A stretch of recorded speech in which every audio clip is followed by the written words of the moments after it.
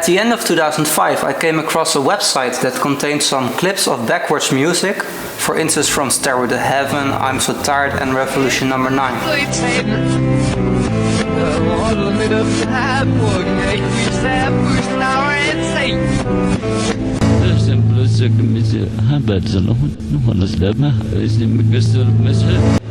Number 9, number 9,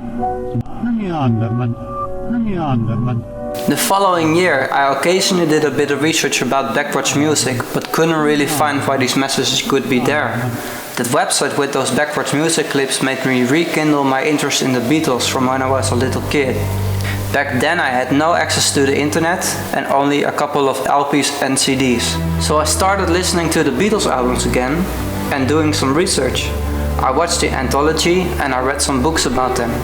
Before I knew it, I was hooked again on the Beatles.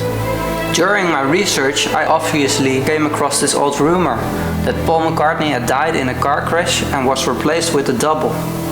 So I started to investigate it and I remembered these little clips from I'm So Tired, where John is singing some gibberish at the end of the track. When I investigated, I saw some documentaries. Some were pretty boring, but there was this odd little channel that had 25 short little clips on it, and it was called iamaphoney. It was a complete shock for me because I had no idea that there were so many clues in all these songs. And some of these clues you couldn't even find anywhere else. For instance, if you reverse Strawberry Fields Forever, it says, "We'll sing it man, cause we'll be reverse." Strawberry fields, nothing is real, losing if fun.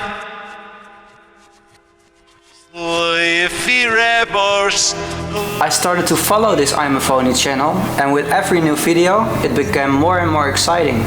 It was so exciting for me that I was checking this site every day to see if there were new videos. Between May and June 2007 there were no new ones posted, and because I was so obsessed with this iamaphoney stuff, it felt like I was showing withdrawal symptoms. Then finally, on the 13th of June, TheRottenApple 37 came online. In this video, Beatles producer George Martin claims that there is a secret code on the Love album, and if you found this code you would win a prize. The background music was very strange and I never heard it before. It sounded like a Beatles song, but at the same time not quite. It was just too fucking weird.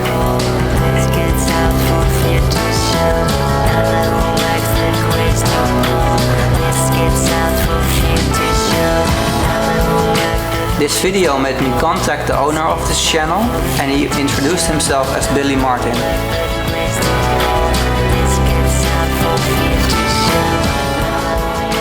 We started talking on YouTube and a little while later on the iChat Messenger, and he told me a lot about his findings and experiences and answered almost any question that I asked of him.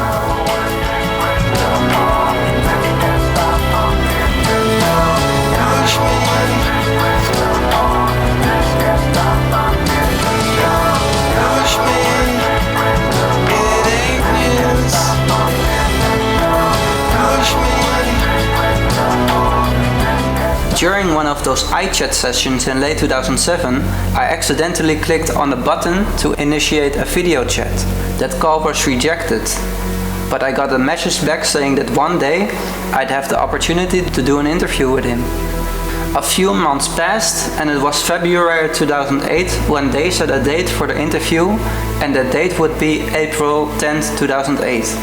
The only condition for this interview to happen was that the suitcase that was placed in Los Angeles had to be retrieved before the interview was going to happen.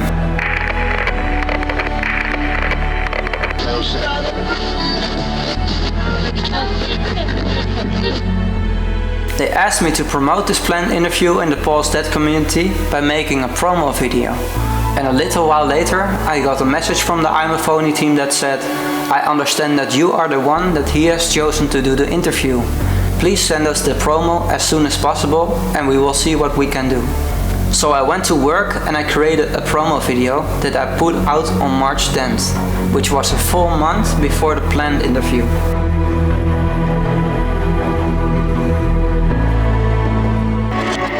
And nice again.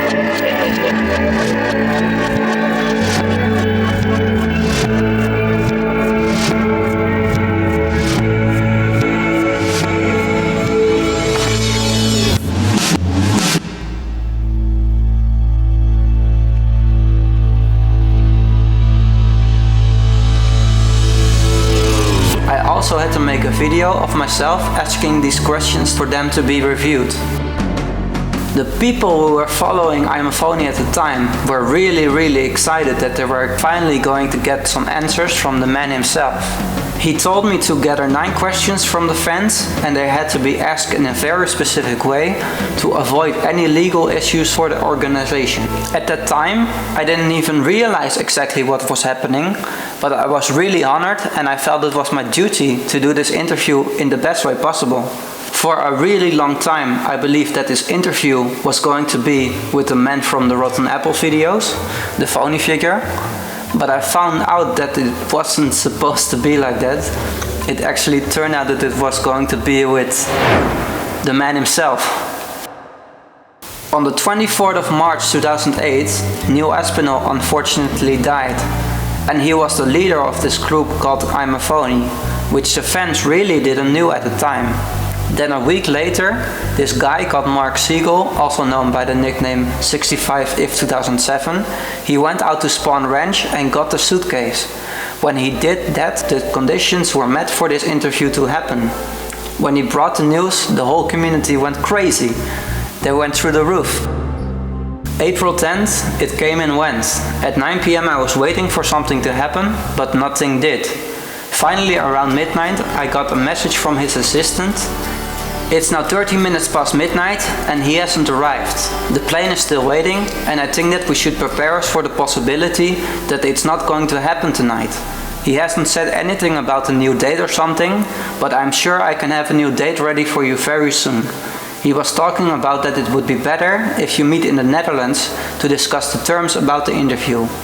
Also, he asked me to make sure that you feel secure in your position as the interviewer. Nothing has changed, he still wants to do the interview and he will do it soon. When I received that message, I unfortunately had to make a video to tell everyone that the interview had to be postponed. Well, too long the delay. He says it's too long. Too long, mama, too long. Delay. Hello? See, it's too sort of pure, you know. After a week or so, I got to talk to him on iChat again, and he explained to me that they had second thoughts when that plane didn't take off on time, and that they were basically shitting themselves when they saw that questions video I made, because they didn't know that I was that young. I was just barely 17 years old at the time. I think that because Neil died only 3 weeks prior to the planned interview, and the fact that I was really young, made them reevaluate the whole situation. In the heat of the moment, I don't think that they knew what they were supposed to do. After this interview did not happen, I continued to support them in any way that I could. I made sure the music on the Right album was heard by making this YouTube channel called iamaphoney Music. I also created a lot of subtitle videos for the TheRottenApple series and the TheWingedBeatle movie. In the beginning of March 2014, there was a message on the iamaphoney website saying that there would be a Berlin revisit between the March 21st and March 23rd. Without hesitation, I made arrangement to go there and I asked my friend Timo to go with me to Berlin. And it turned out that it was actually going to be in Berlin that same weekend.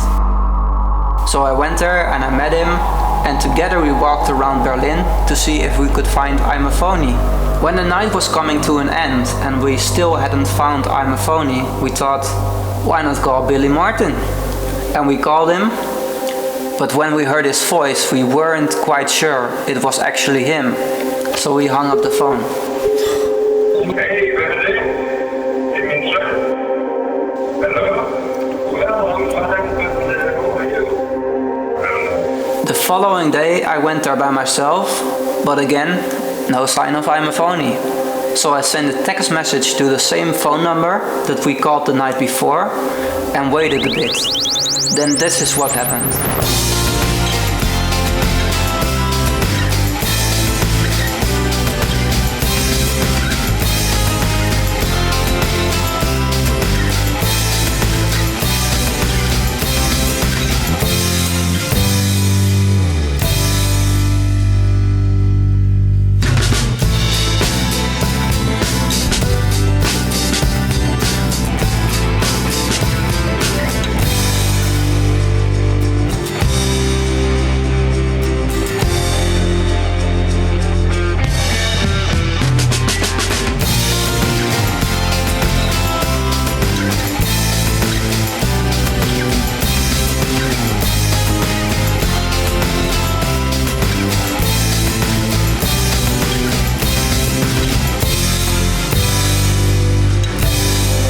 When I got the message with the coordinates, I hurried and drove there as quickly as I could. I also called Timo to come there as soon as possible. And when I got there, I parked my car and I got a new message saying that I did not show up and he is gone, but he left something for me.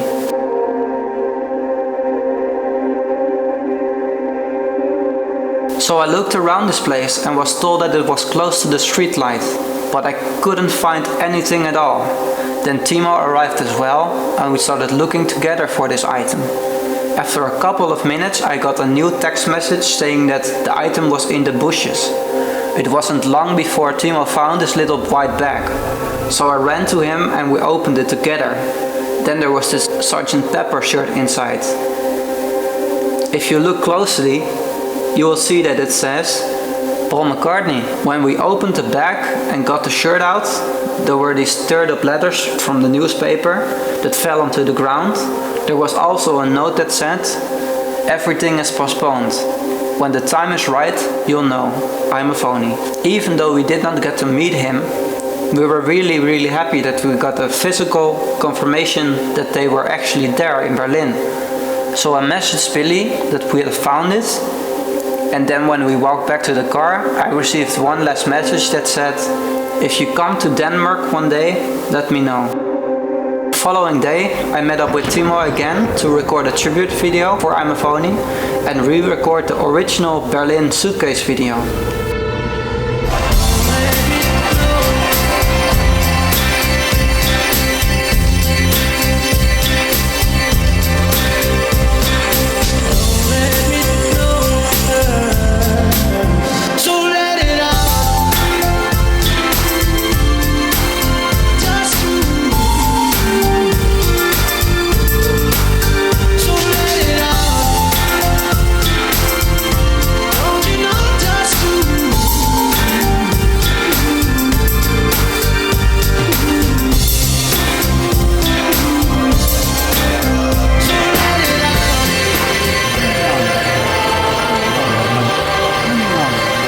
About a week after this trip, I got a message from a friend saying that James McCartney was going to be playing in Copenhagen on the 28th of May.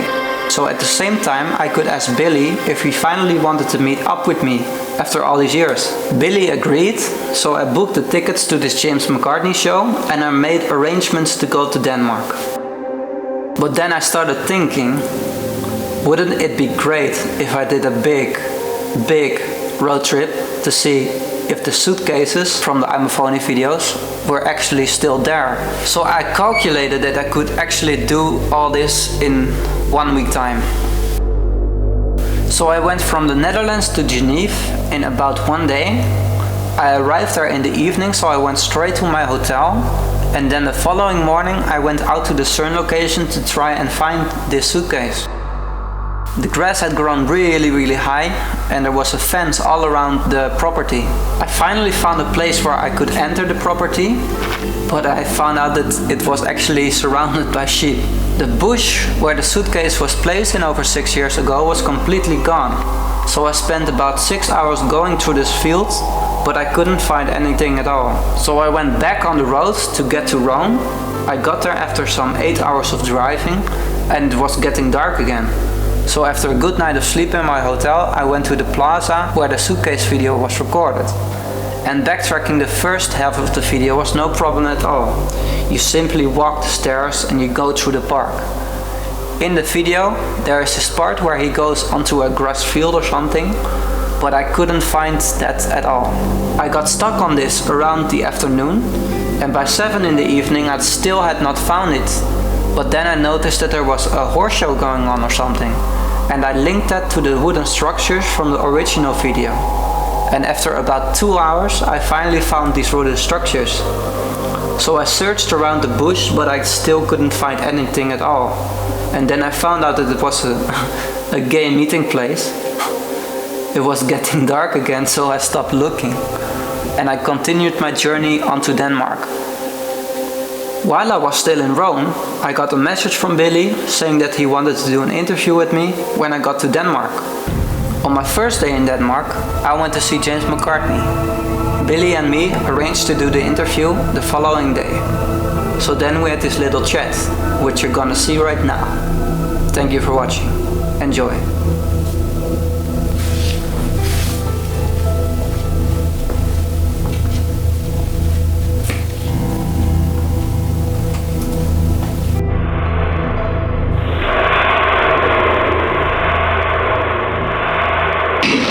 We want to be where the action is because it's inspiring artistically and all other.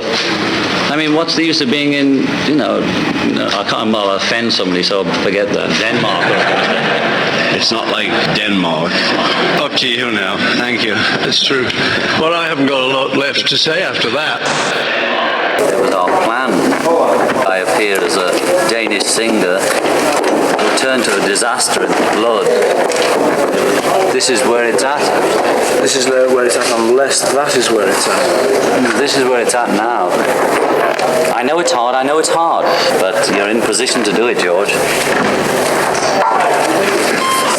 Did Dad and Mike relate to television? The things like some addition And the written acclamation of Dick James.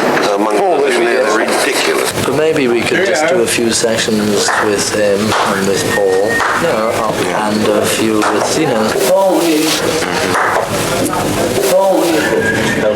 I've got blisters on my fingers. like all those LA hippies, with big sort of moustache, just totally out of their skulls, listening back to it. So frightened by it all, And you've come in on the most difficult album ever, sort of people-wise. Skills is an unusually hard song. Somebody screamed. And they said they can get us a kilo for them.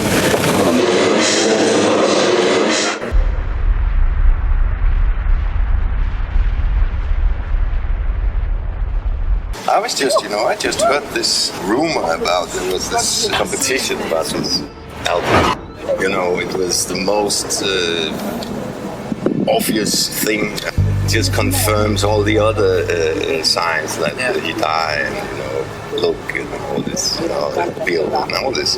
As it was to say, hey, guys, it's the right way. There's a code on the Love album, okay?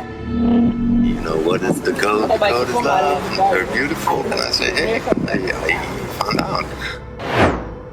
From then on, things went crazy. Crazy. The Winged Beatle, the Revelation movie. It was said before that the movie was postponed due to legal matters. Yeah. It seems that the movie has been shelved indefinitely. What is the current status of the project, and will we ever really see it? We will see it. Everybody will see it. We're just waiting. He wanted to continue playing, touring and playing and being him, and and so suddenly there was conflict of interest. Because he didn't really want this to happen. If you could say so, he sued himself in a way. He didn't want to do it. So we had some pretty heavy discussions. How does the organization operate in such a way that nobody, to my knowledge, has ever uncovered it before? Which was a guy called the Minder.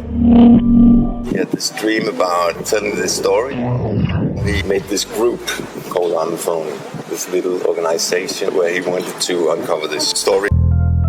I got in contact with the organization. They had some ideas about making this TRA, TheRottenApple, TheRightAlbum and TheRevelation. The weird thing is they didn't really want it to spread out before the Revelation. A group of people who was very interested in this stuff, then it should grow when the Revelation came. You cannot really guess what's up and down here. And I mean, if you think about this story and you watch the TheRottenApple stuff, all the things that is inside this series, you will come to conclusions and you will probably be right. You'll figure all this out. We'll feed you. I think there was around 2010, there was a big problem that there were too many people finding out about this stuff. Exactly. And then did they do something to put it back down again? Yeah. That's right. We'll figure that out. They wanted it to be a small group of people. What was the plan for the suitcases? Well, if you find all 5, then you'll get that question. Yeah, you'll get the answer to that. There's one more suitcase, which should have been out by now. So you will understand that it's a part of the whole thing, the revelation and stuff. This is just communication between iamaphoney and you guys. What did he expect? Like the answer. The answer. Part of the answer. Part of the answer is there, and part of the answer is in the other suitcase. Another item from the first suitcase is the CD. That would be like 2 14-year-old boys putting a DVD in a suitcase where they or something like that, just to make it more not serious. They want it to be like that. It would never be like people could take the phony figure, a witness of truth. But on the other hand, there's stuff in the TheRottenApple, in the iamaphoney world where you say, wow, this is how they want it. It's misinformation.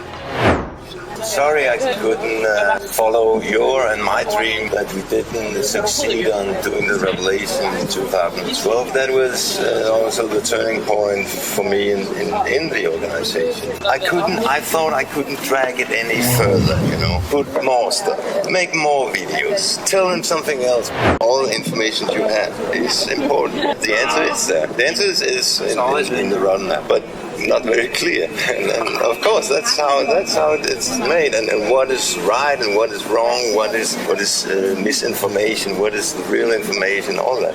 They want it to be like how he thinks it should be. And he decided that he wanted to continue his career, iamaphoney organization. He wanted to postpone it until a better time for him. Did you actually make those videos yourself? Yeah. All of them? Yeah. Alright. True. Yoko Ono, she has an album, of course, I Am a Witch. What do you think about that? What do I think about that? Yeah, I'm a witch, I'm a phony, I'm an idiot, Yeah, that's obvious. There are videos from TheRottenApple where you explain that Yoko Ono brainwashed John Lennon in around 74 or 75. Yoko invited him over to the Dakota for a hypnotist session.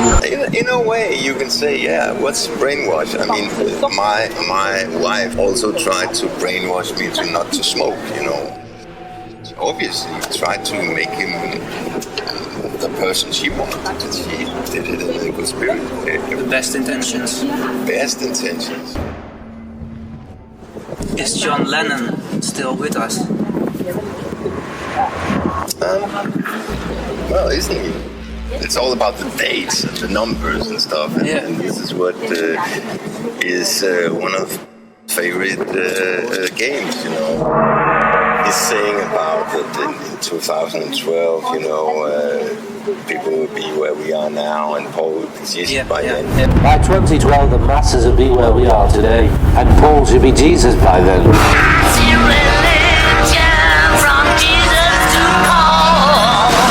If you look in all Beatles books and stuff, he says in 2012 people will be where we are today, and I will be as groovy as Jesus.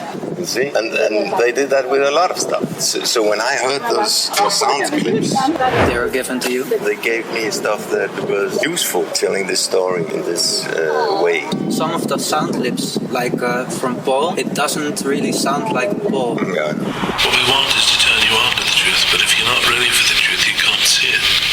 If you want people to doubt what you're saying, you do things like that. Yeah. Great. I no longer think that Paul actually died, but was transformed somehow. There's an audio clip in TheWingedBeatle where supposedly Paul says, "So long, all the wounds heal in your headbands. Safari I first became aware and enlightened. Felt brand new, and nobody noticed anything different." What do you think happened to Paul in Africa? You can say that when he went back after that trip, he was not quite the same.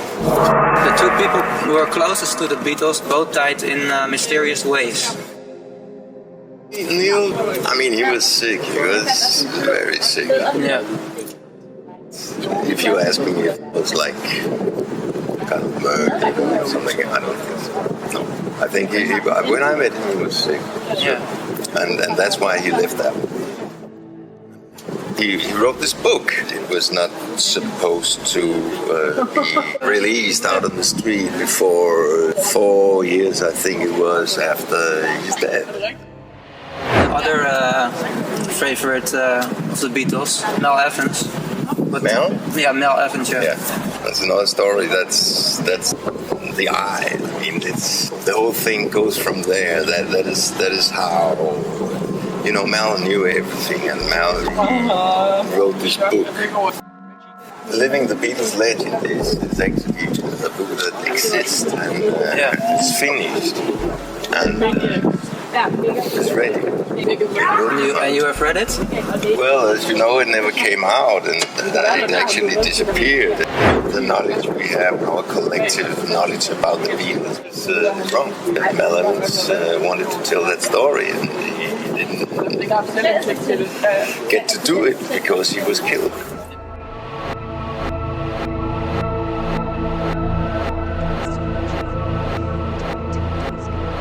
Do you think that it was all planned before you even realized it?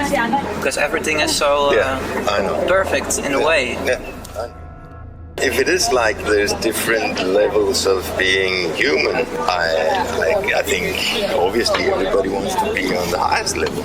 I need a cigarette. I need some light again. You are a heavy smoker. I know. You wanted to talk about this.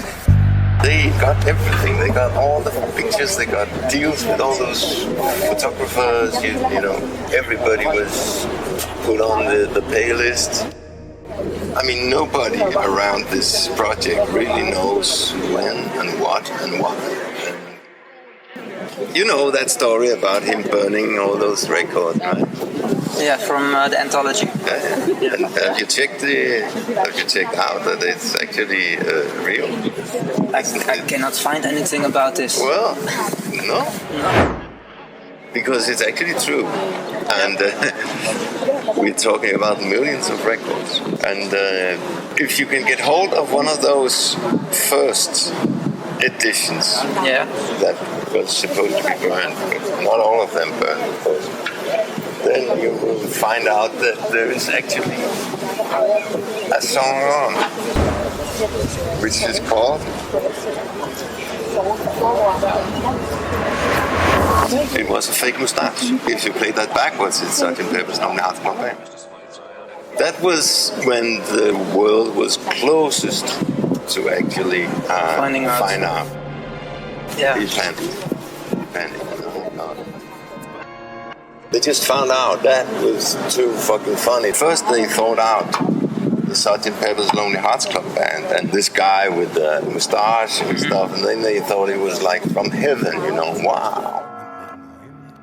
I was in the studio with the man, and that's where we, you know, connected the whole stuff. The Right Album. Since then, have you recorded much more than what's already out? Yeah, I recorded a couple more songs. Ookla Di Ookla Da, man, that is so fucking great, man. That is an amazing song backwards. I'm a devil, you're a devil, hey!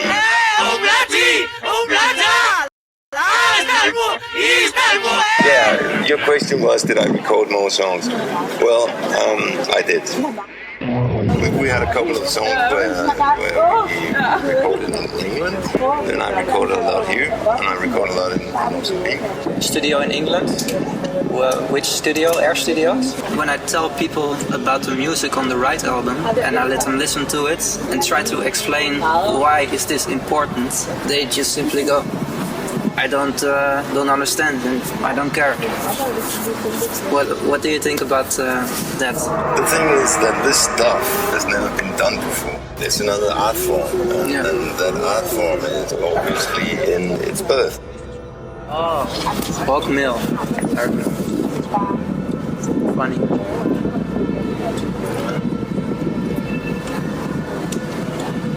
All right.